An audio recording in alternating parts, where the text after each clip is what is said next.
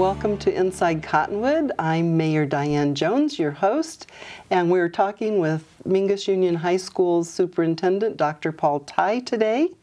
We're going to talk a little bit about the upcoming bond election and share a little bit about the accomplishments at Mingus and learn that in spite of an extremely tight budget, you still have excellence in your school, but maybe getting to the point where that is going to be more difficult. So to start out with, Dr. Ty, let's share a little bit of information about you.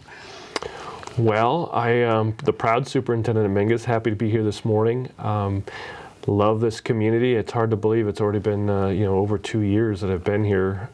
That is, I know, it seems like you just I know. arrived. I was just reminiscing on that not too long ago, but it's it's been a good start to what I hope is a long tenure here, and we have a great community, including the support from you and the city.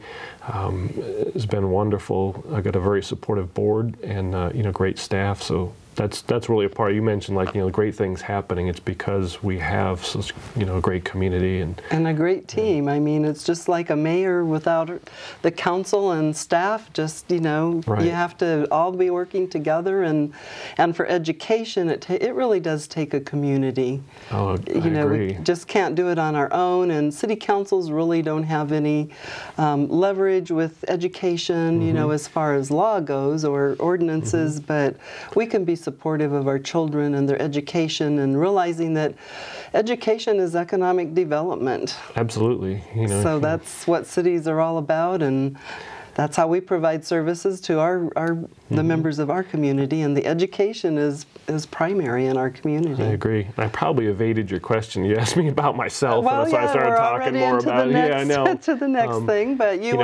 were superintendent or principal in the Dysart district? So I grew up in Vermont, and one of the comments I wanted to make is about the sense of community. So growing up in smaller towns and obviously a small state, the sense of community was very strong there. And I'm not knocking the Metro Phoenix area, but when I moved to Arizona, I was in that was surprise. A big change. And so you were everybody surprised and surprised. Exactly. And so everyone was from somewhere else, myself included. And so there, the sense of community was much different. The culture is much different, and it's really nice here. Reminds me more of what I grew up with and what I was accustomed to is that strong sense of community.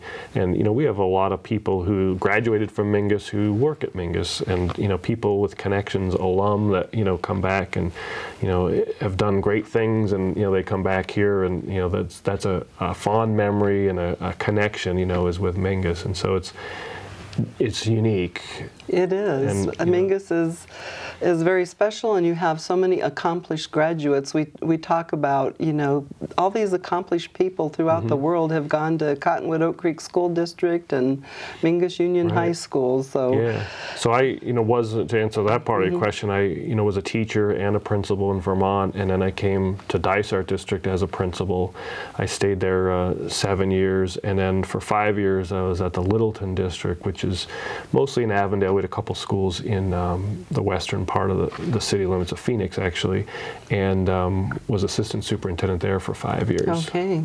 Lots of students to be responsible for. It was larger districts for sure. Of course, I think Mingus is a large high school. My graduating class in Manila, Iowa was 46 students. Wow. But then I had attended Buena High School down in Sierra Vista, and of course that was a much larger class, so I got the benefit of both the small spectrum and large, right. So let's talk a little bit about a few things that Mingus has just, gotten so many awards lately, and one was the Mingus A+ School of Excellence for 2015. So, that was from the Arizona Educational Foundation. It's something we're very proud of. To be an A+ School of Excellence is not an easy feat. It's very difficult. It's, not that common. Schools are selected across the state, and it's rigorous review, including a site team that comes and visits, and they don't let you pick who they talk to. Like they actually, this is kind of interesting. Unlike accreditation teams that come in, they will pick who they want to interview. They'll walk around and talk to kids and then give them a piece of paper. You know, it's like a pass to come to a focus group and to be interviewed and things like that. So it's pretty open, which is good. They get a much more candid viewpoint than just people, if the administration picked, well, you picked the best kids, or whatever. We want, everyone to have input. So we were really excited to be selected for that recognition. It's and how many years do you have to go through it every year to be? No. Was it 3 years? I think it's, if I recall, I think it's 5. It's either 3 or 5 before you can reapply. Okay.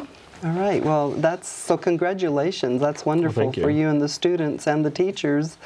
So you also received a bronze award from U.S. News and World Report in 2014, and you got it 2015 again.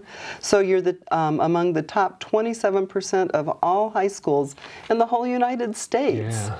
That's impressive. And that's not something you apply for. The U.S. News and World Report actually does an annual ranking every year, and there's like roughly 34,000 high schools in the U.S., and so they don't share their exact methods about what they're looking for because they don't want you to try to manipulate the rankings by trying to emphasize one area or another.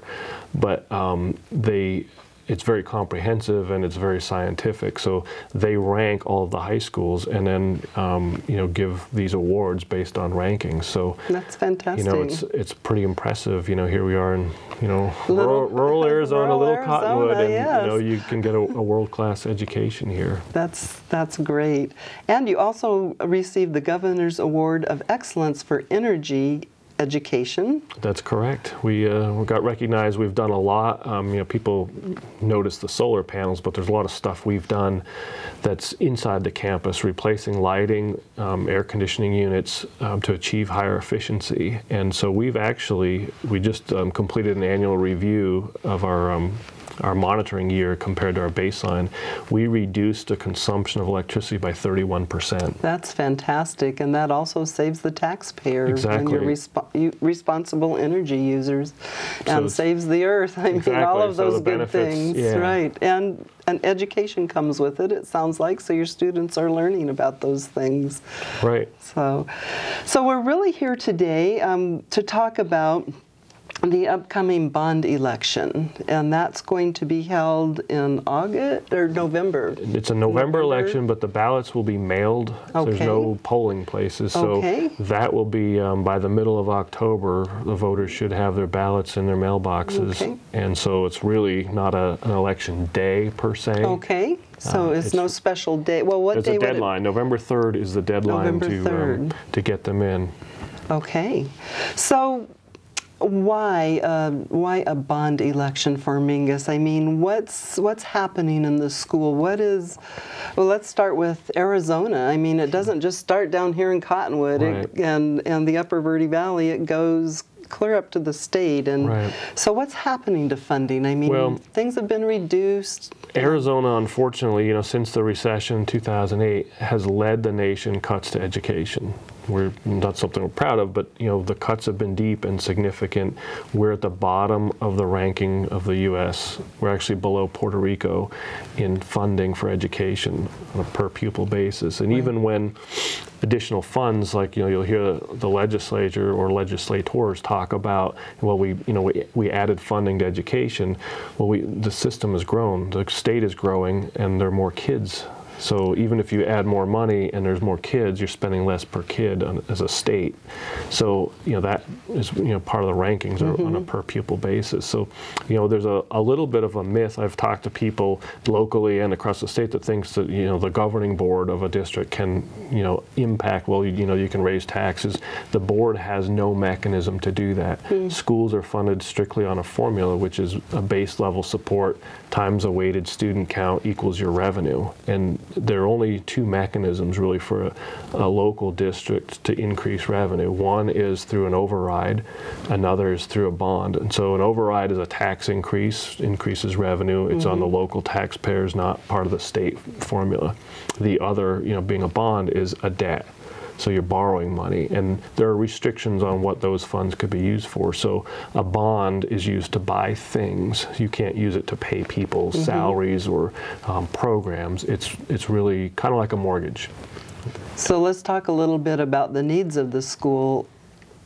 It's, if you think about buses, you think about books and desks and roofs leaking, and we have a few photos that we can put up to help the public see exactly what's happening, but there's a photo of a bus there, and I was talking about duct tape. I mean, you've been using a lot of tape to tape things together, but the books it's just hard to purchase books, and so the students are using really worn, I mean, beyond really useful life of books and such. That's the unfortunate truth. And so, you know, when your budget is tight, you try to make things last longer. And so we have delayed purchases of things because there's been no money. In fact, if you look at our budget sheets, there's a formula that the state is supposed to fund for capital items, and it's around $700,000, and then there's a $600,000 cut. So, you know, we're getting a small piece of what the formula says we're supposed to get, and that's why you have litigation ongoing related to funding, is because the legislature hasn't funded what they're obligated to fund. That being said, the district has worked really hard to try to extend the life of things. So textbooks, we tape them. We hire kids to come in during the summer and just tape textbooks. And so you'll see, you know, kids carrying books around. You know, unfortunately, though, some of them, they just fall apart, and you can't tape them anymore. They're untapable. They that's pretty sad. They also, you know? are getting out of print. A funny example is our Spanish books were printed in the year 2000, so they're 15 years old. You might say, well, how much has Spanish changed? Well, probably not a lot. The condition of the books is a problem, but the content, there's a vocabulary in there the kids don't understand. An example is a floppy disk. Kids have never seen them, they don't use them, they're obsolete, but that's in the vocabulary. So floppy disk is what the book says. So yes, things do change. And then, you know, we've adopted as a state the Common Core standards, which are great because they have higher expectations, you know, a greater depth of understanding, more rigor, but our textbooks aren't aligned to that. So we don't have the resources that are aligned to what the expectations are, and we don't have the money to buy, you know, books that are aligned. So, you know, that's a problem too. And you'll see, like AZ Merit, the state's new test, statewide, you know, the scores are, you know, going to be coming to us soon, and they're probably not going to look that great because, you know, you're asking for different expectations without the resources. Without the resources to provide them. And so they heard that it was going to be a tough test, and I read in a newspaper article that they didn't expect most schools in Arizona to score really high on these tests and this first time. Kids took them online. They're not used to that testing medium either. You know, and back to the bond, the board looked at a needs assessment, looking at, you know, what do we really need right here, right now.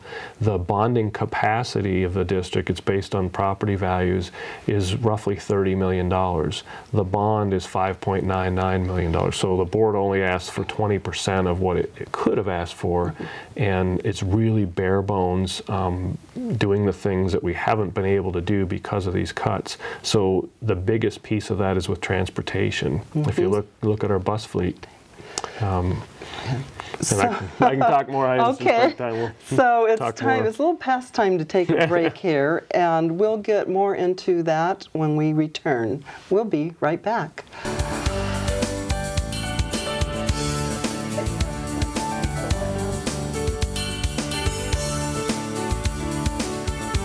Orkin has pest control down to a science. When your business chooses Orkin's Precision Protection Program, you get a tailored pest control program for your specific industry and environment. Your business can benefit from over a century of experience, training, and scientific knowledge that define the Orkin man. Maximum protection, minimum exposure, backed by one of the industry's most comprehensive guarantees. Choose your locally owned and operated Northern Arizona Orkin and get more than an exterminator. Get an expert. Millions of people are affected by disaster in America. And we're right there, providing food. With more than 200 food banks, reaching communities all across America. Donate now for immediate relief and long-term recovery. Every dollar helps provide food for disaster victims. Help now at feedingamerica.org.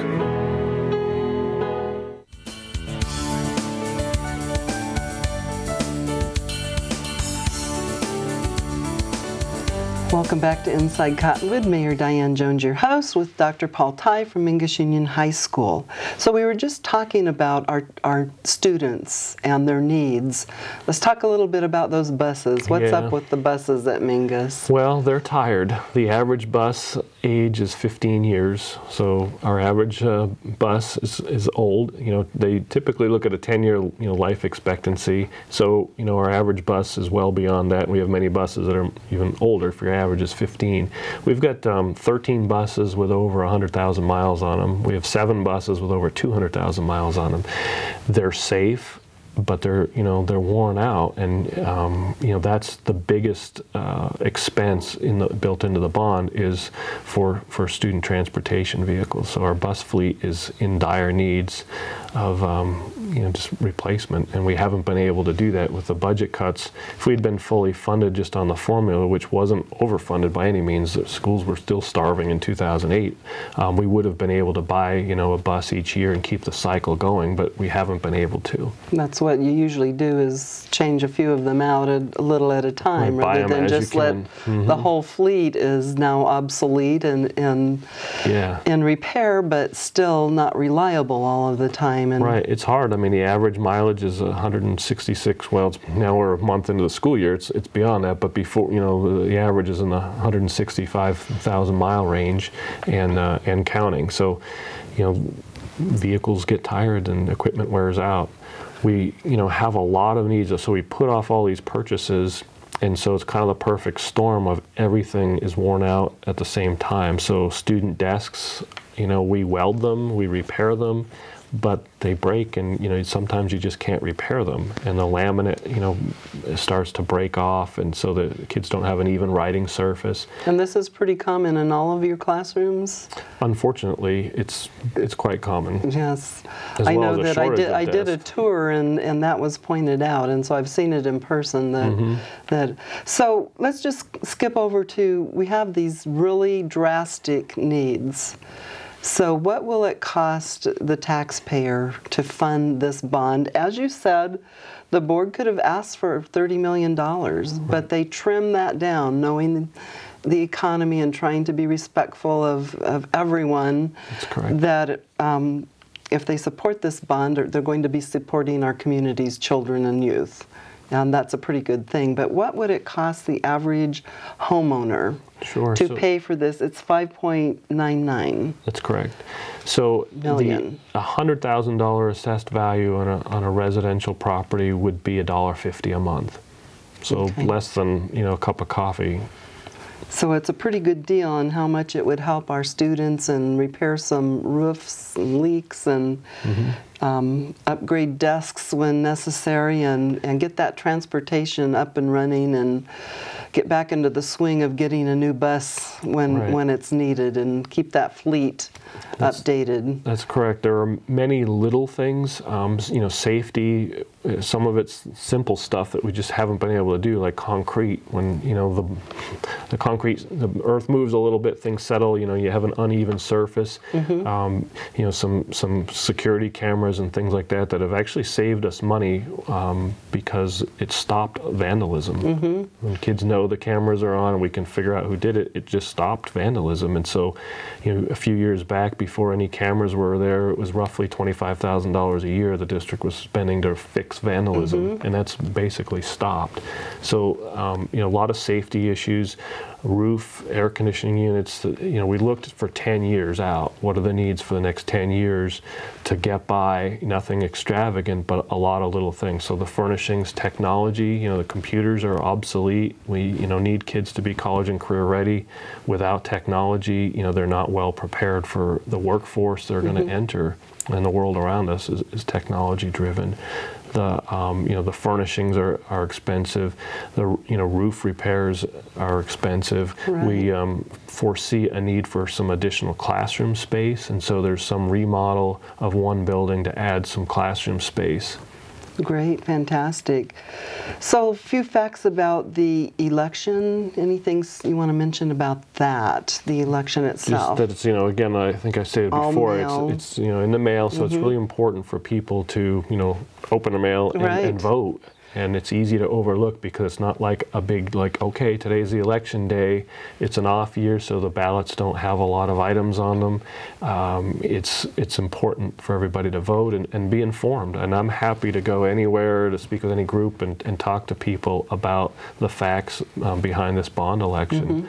And that was one question I had, is how, if someone would like to learn about it, a homeowners association or a club or any organization, how would they contact you? And we have some information, the phone number of the school there.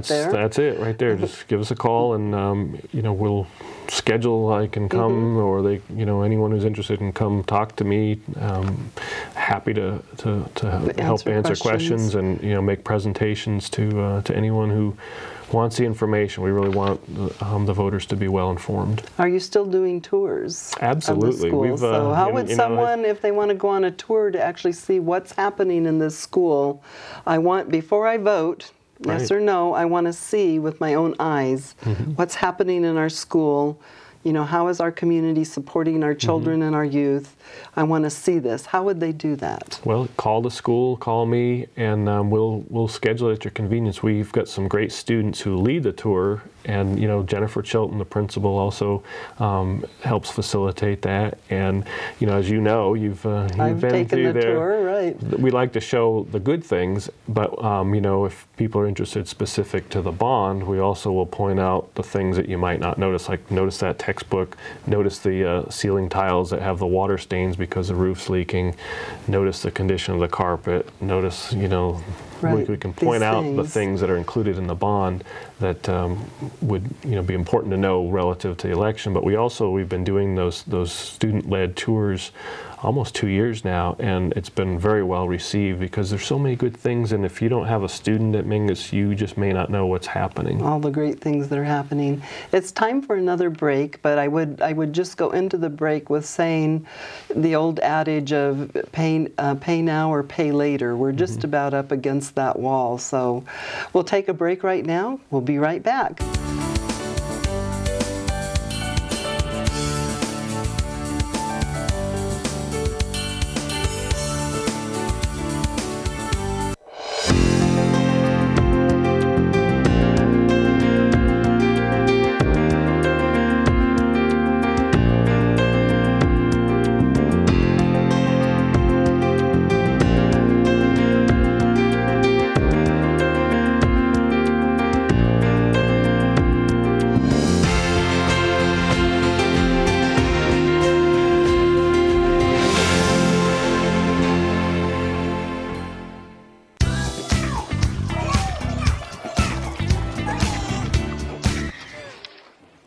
Looks like it's done.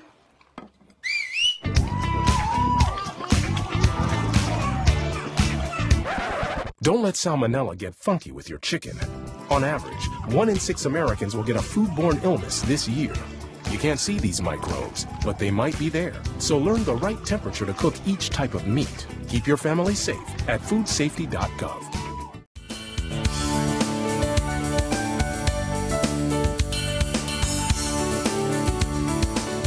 Welcome back to Inside Cottonwood. Mayor Diane Jones with Dr. Paul Tye from Mingus Union High School. Let's talk a little bit now about Mingus. And we're talking about Mingus is pretty frugal, and in comparison to the rest of the state, we have a lot of dollars going directly to the classroom. So do you want to share a little bit about that? Sure. Most of our budget is spent on paying people. 85% of our operating budget is salary and benefits because we pay teachers to teach and, support staff to support that, bus drivers to drive buses. We're very lean, the bond doesn't pay for any people, it would just be to buy things. But, within our budget, even though we're operating at $1 million less per year than we did in 2008, and that's significant. Very significant. The successes we've had with less resources, I think, it's just amazing. I'm amazed by that. The Auditor General ranks and does a study of everybody's budget, every district, and you'll hear sometimes in the paper, things. The governor has a classrooms first initiative, and so wanting more dollars going into the classrooms, it implies that districts are inefficient. But in fact, Arizona spends less per pupil on administrative costs than any other state in the nation. Within Arizona, we are one of the most efficient by the Auditor General's standards. We, percentage-wise, have over 60% of each dollar going directly into what's considered instructional expenses. So we don't define what that means. I mean, I think you could justify almost all of our expenses are instructional, but by their definition, we're over 60%. The state average is 54.5%. So we're 5.5%, 6% above the state average in terms of being frugal and making sure that we really are good stewards of the public dollars. And we have documentation to support that. The return on investment is huge too. When I first started in 2013, I asked, hey, what's this graduating class earning in scholarships? So roughly 300 kids graduated that year, and it's pretty consistent each year. It was $1.8 million, and I said, wow, that's really impressive. Well, of course, then, since then, the class of 2014, it was $2.3 million. In scholarships. In scholarships. Class of 2015, it just graduated, $2.8 million. So that's over 40% of our operating dollars equivalent going into scholarships. And so that's saving our families, our kids and our families, tuition dollars and college expenses. And it's not just for like a traditional university. It's all kinds of, whether it's a technical school, a community college. I mean, there's a wide range of the types of scholarships. But to me, that's an incredible return on the investment. Absolutely. And I mean, it means that you're doing your job. Right. When you have that many students getting scholarships to go on to college, what you're doing is working. Yeah. Right. I think so. I'm biased, of course, but I agree completely that it's amazing too. And the elementary districts that send us kids ready for high school helps us get them ready for college and careers. And the wide range of things that the kids do, we just have incredible kids, and they're earning incredible amounts of scholarships. Well, that's fantastic. So have we covered everything? Do you think that? We talked about Arizona being the 4th lowest level of taxation of any state, and we're also, as we said, in review, that we have the lowest in the nation of per pupil funding. Yeah, by multiple measures. The Census Bureau recently did that ranking. Several other research groups have done the rankings, and no matter how you do the comparison, the results are the same. Arizona's at the bottom, and I don't think that's something we want to be proud of. But what's kind of amazing is, as a state, students perform about average nationally. So you have the least amount of funding and you're getting average performance, and some people feel that that's okay. It's kind of mediocrity. I'm not one of them, but right. I think starving schools does not generate success. And I agree. It's so important. Like I said, it's for cities and towns. Education is building your economy, building a better quality of life, mm-hmm. and adds so much to a community's future. I mean, education really is paramount. So with all of these challenges that you've had, especially in the past 2 years when you became the superintendent, we're still doing wonderful things. Let's talk a little bit to wrap it up here, a few of the more successes. So all of these things that you've been able to do in spite of tattered books and old buses, and you still are, we can walk into Mingus. When I do, I'm just proud. I'm proud of the school, I'm proud of the students, and it's really a great school. So recently you had your theater group won some awards. Yeah, they are the best in the state. And so there's a Jimmy Award, which is related to the Tony Award down at ASU, and there were 13 categories. We weren't eligible for all of them. I think we're eligible for 10. And of that, we took first place in 6 of those categories and had kids place in 8. So we, I would call that a sweep.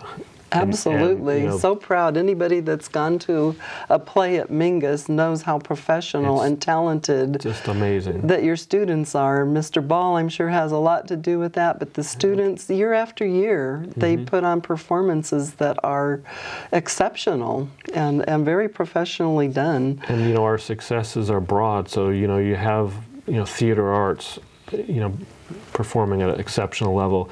Automotive technology, our students went down and competed at UTI. They took first place, second place, and tied for third place. That's a sweep. That's part of those scholarships. Absolutely. Our, art, visual arts, they go across the state and, they get the top ribbons and, get awards, and that's part of those scholarships. To some of the best art universities in the country are giving our kids scholarships.